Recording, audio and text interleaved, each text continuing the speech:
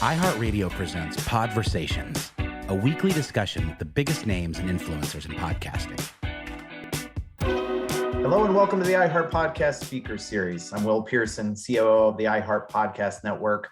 As you guys know, every week we like to gather with one of our favorite producers or podcasters or thinkers and step back a little bit and talk about what we're seeing in the industry, talk about their podcast, talk about where we see things going.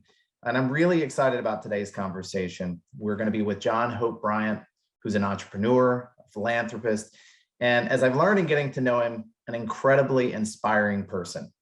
So in addition to starting over 40 organizations, he founded Operation Hope, which we are definitely going to talk about a little today. It's the largest nonprofit financial inclusion organization in the world. It's incredible the work they're doing. So like I said, we'll hear a little bit from John on that.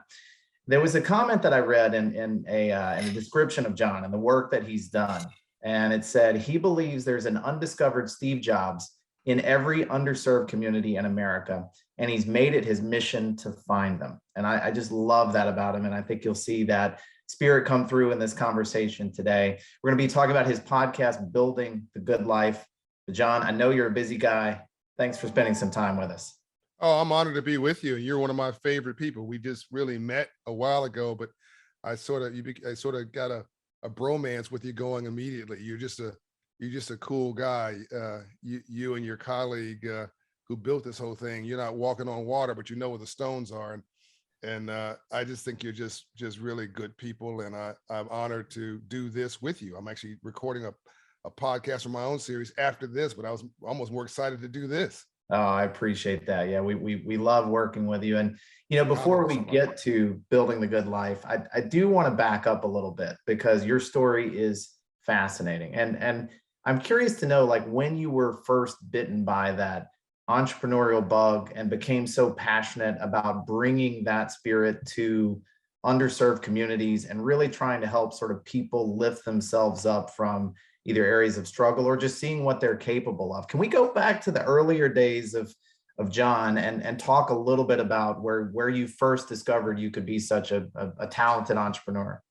Absolutely. And it's from pain and through pain that we grow. The Bible says that you cannot even grow without legitimate suffering. I would say that rainbows only follow storms. You cannot have a rainbow without a storm first. That all good things come through challenges and problems and pain. That your successful life is about managing pain, the pain created by yourself and the pain visited upon you by others. Can you successfully manage that pain?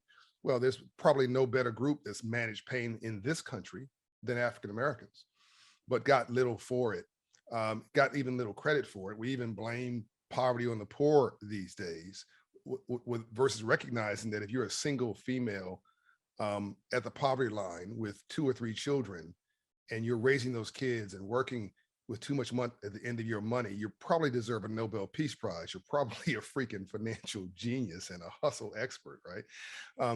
And so versus us remembering that all big things come from small things, or remembering that Goldman Sachs was a guy named Goldman and a guy named Sachs selling financial services door to door that nobody wanted to hire in the early 1900s. That's why they started their own business. They couldn't get hired. Or remembering that Walmart was Sam Walton with a pickup truck in the storefront and a high school education, a little college. Or remembering that UPS was Mr. Kelly, and that Oprah Winfrey came from literally nothing. Or remembering that NASCAR came from moonshine running. And I'm not kidding, in the Appalachian Mountains. Like, it was illegal. And these guys realized this is not sustainable. Like, we're criminals. So let's ditch the alcohol and focus on what we're good at. We're good at driving. Well, that's become a multi-billion-dollar industry with logos on the side of it. And in my inner cities where I grew up at, right, in Compton, California, and South Central LA, yes, a drug dealer is unethical. It's immoral to sell drugs. It's a special place in hell who does it consciously with a negligence on how it hurts people. But if you're selling drugs it's just an objective statement, and you're doing it what I call successfully, you're building an enterprise, what you're not, Will, is dumb. You understand import, export, finance, marketing, wholesale, retail, customer service, security, territory, logistics, right? It goes on and on and on. You know, These are just talented entrepreneurs with a really, really bad business plan. If you're a gang leader, you're a frustrated union organizer, right? I mean, you got skills and talent that have not been observed, channeled, and teed up. And I had luck because my mother told me she loved me every day of my life. So yes, I was challenged and had all the problems of everybody else, but I had an advantage. I knew I was somebody. And so mom and dad divorced over money. Number one cause of divorce is money. I remember domestic abuse in our house.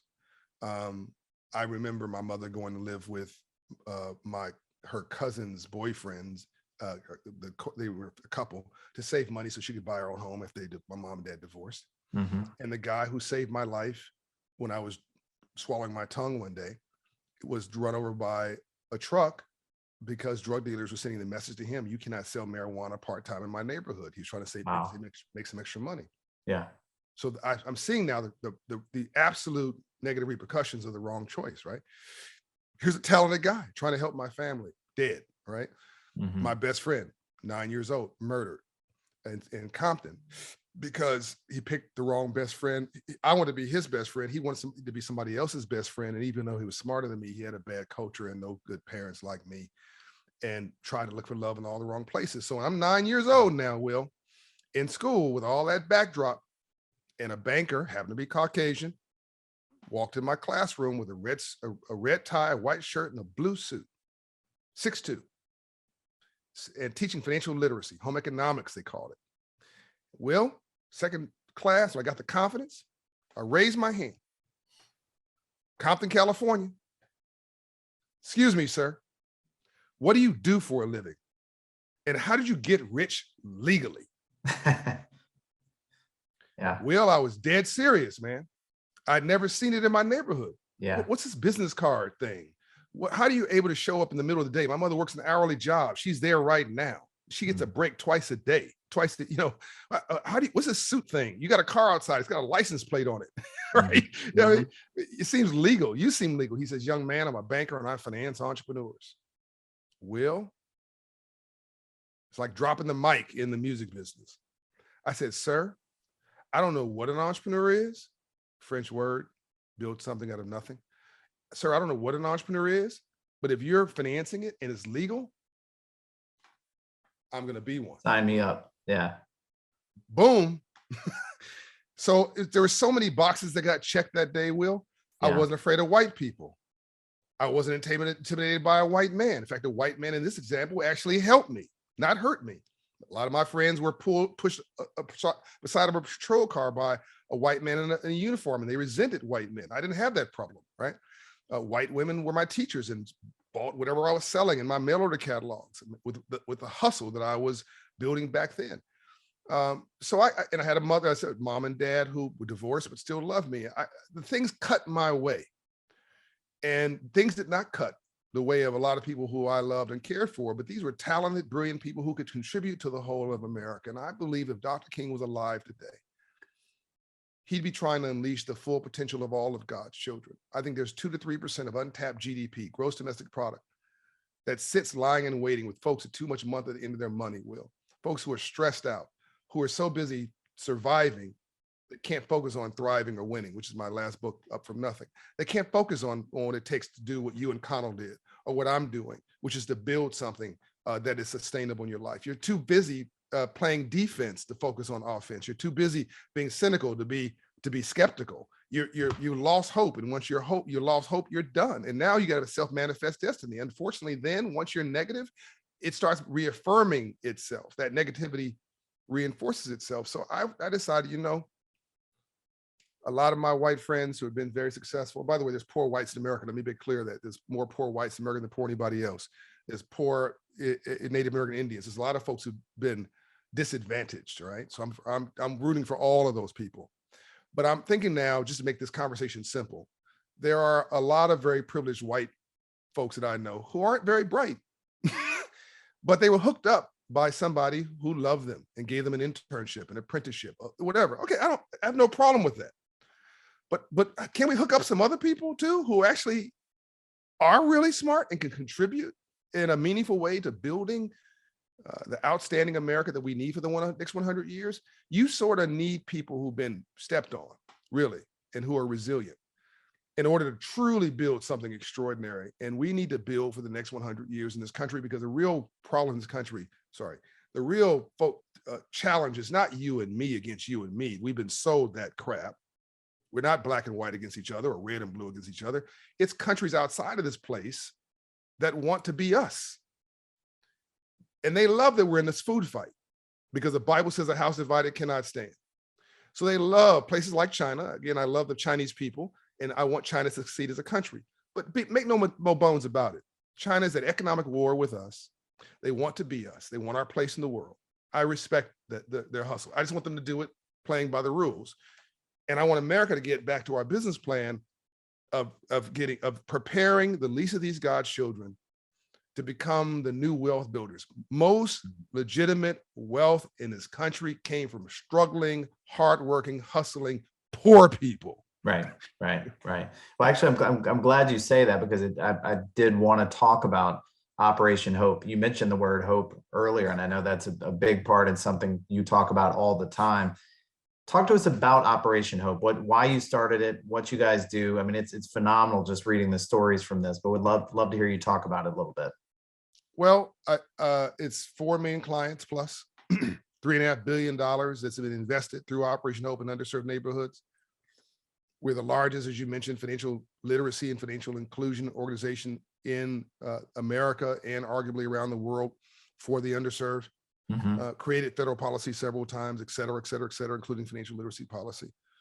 Raising credit scores 54 points in 6 months, 120 points, Will, in 24 months, and nothing changes your life more than God or love than moving your credit score 120 points. 700 credit score communities don't riot, they go shopping. Only 500 credit score communities riot. That's what I was talking about a little earlier. By the way, white, urban, rural, and black and brown urban, same issue, right? Check cashers next to payday loan lenders, next to rental stores, next to title lenders, next to liquor stores, next to pawn shops, right? These are low wealth neighborhoods. And so what I wanted to do with Operation Hope is create a battering ram initially to sort of steamroll the negative narrative about the quote, those people, replace that with a positive narrative.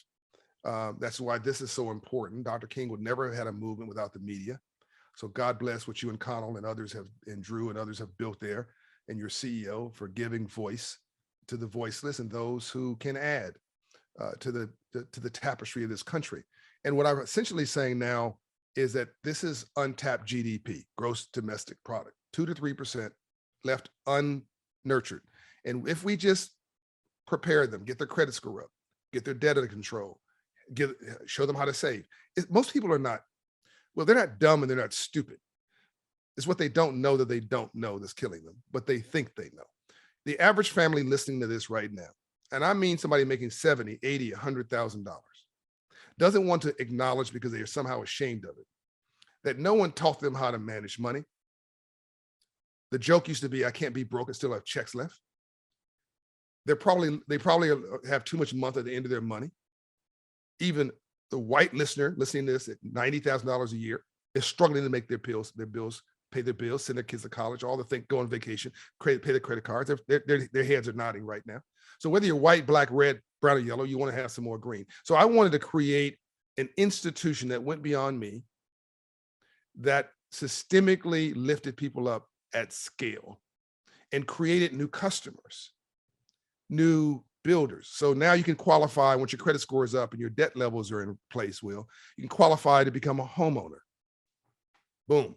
Well, that creates a mortgage, creates a tax base for the city, creates a voter, creates equity. That's way to build wealth, home ownership, small business ownership. Now you got a small business owner, an entrepreneur, so on and so forth. So yes, it's about creating economic and financial inclusion, bridging wealth and income inequality at scale. Yeah, which it's phenomenal, the work you guys have done. And I'd read about it a good bit before, which was so exciting, to get a chance to chat with you when we first started talking about this podcast and finding ways to communicate many of your messages to an even wider audience. What made you decide to do a podcast? Let's talk a little bit about the podcast now. I trusted you. I talked to Conal, who's really cool. And I've been asked to do shows my whole life, and I'm just not, I'm not trying to be a celebrity. God bless celebrities. That, America created celebrity because we didn't have royalty like Europe did. We created that when we started this little country several years ago. I respect that, but that's not my mission. I'm an entrepreneur, and I wanted to be taken seriously as an entrepreneur and as a builder. And I just, I thought people wanted to use me up until now. And I thought that you and Conal and Drew and others wanted to utilize me. And even more so, you showed your heart before you showed your head. Before we ever start talking about my podcast, thank God, Prudential and Susan Johnson, those folks decided to back it, by the way.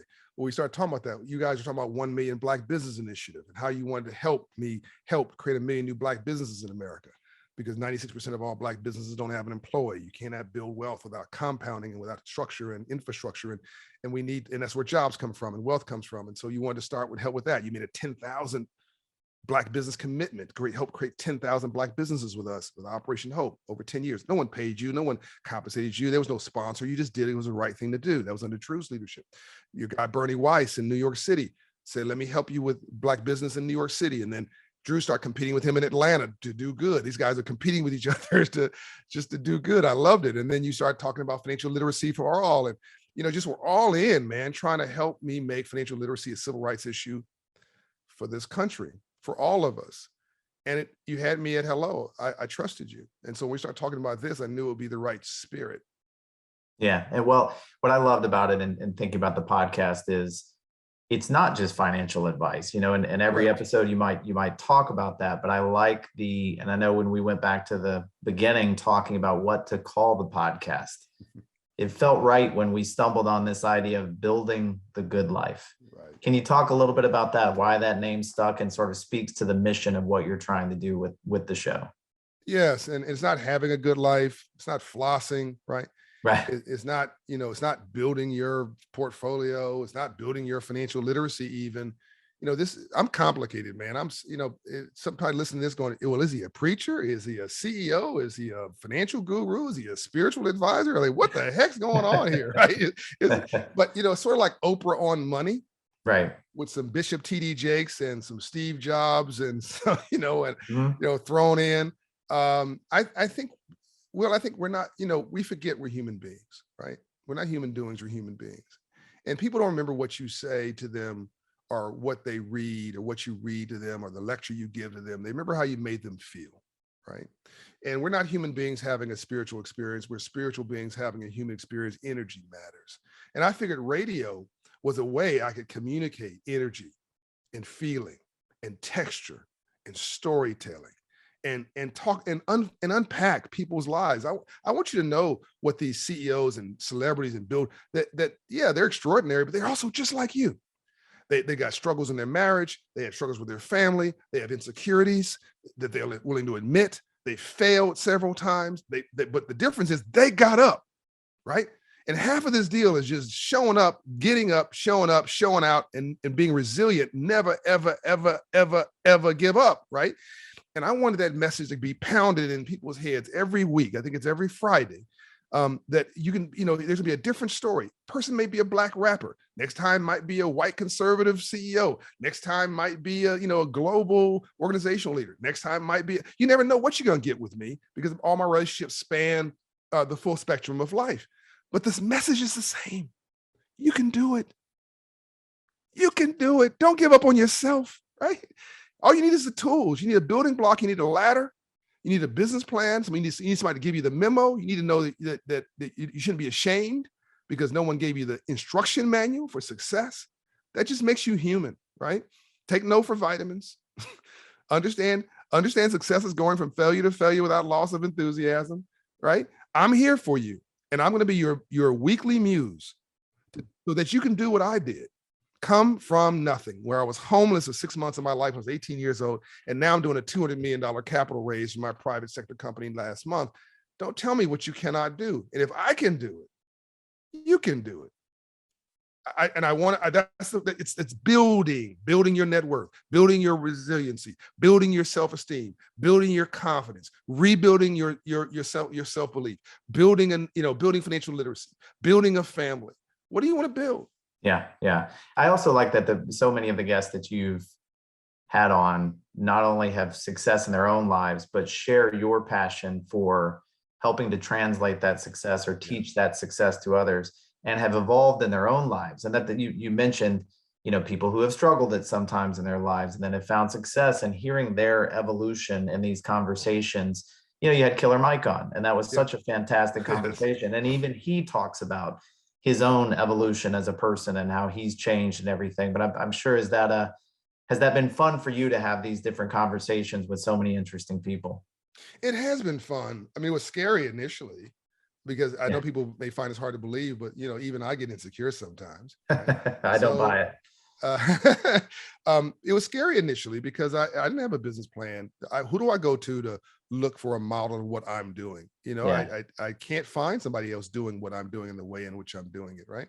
Mm-hmm. So that first session was, can I, am I good at this? Is this interesting? Mm-hmm. I mean, I was just basically having conversations with my friends in their living room or in my living room with a sort of a virtual fire cracking in the background, and unpacking life and having it's been brilliant. I mean, it's brilliant, not because of me, it's brilliant because it's authentic.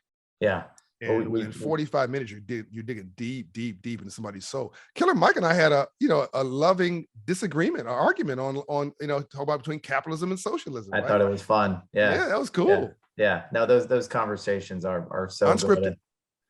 And speaking of podcasts, I know we're keeping you from jumping into your next recording, which is coming right after this. But so we will let you go. But I do want to remind all of our viewers and our listeners here, it's Building the Good Life with John Hope Bryant. It is a fantastic podcast with a brilliant mission.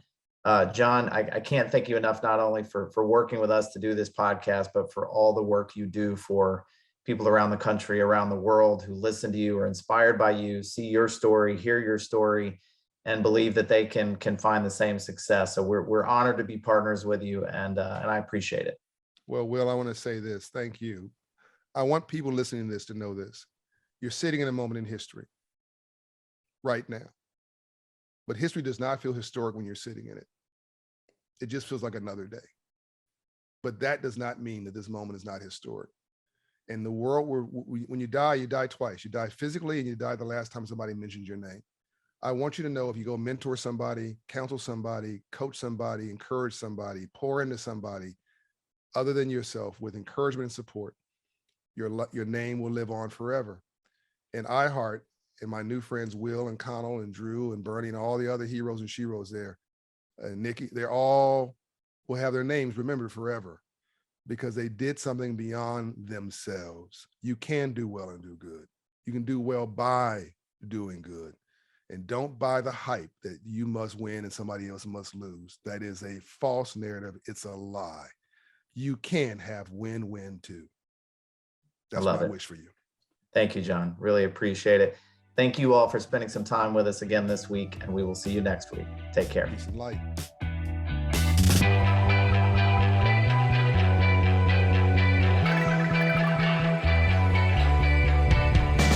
Podversations is a production of iHeartRadio. You can find more from the biggest names in podcasting on the iHeartRadio app or wherever you get your podcasts.